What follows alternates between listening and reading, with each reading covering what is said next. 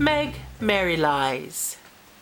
Old Meg was a gypsy, and lived upon the moors. Her bed it was brown heath turf, and her house was out of doors. Her apples was swat blackberries, her currants pods o' broom.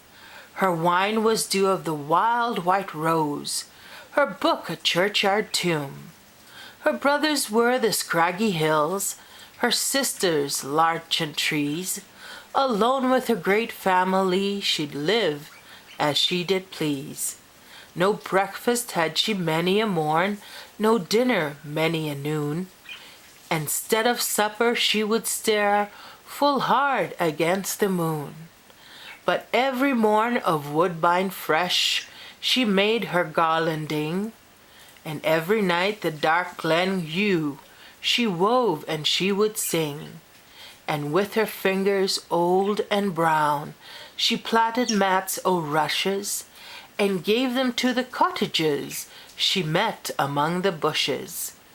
Old Meg was brave as Margaret Queen, and tall as an Amazon, and old red blanket clothes she wore, a cheap hat had she on. God rest her aged bones somewhere, she died full long ago. By John Keats.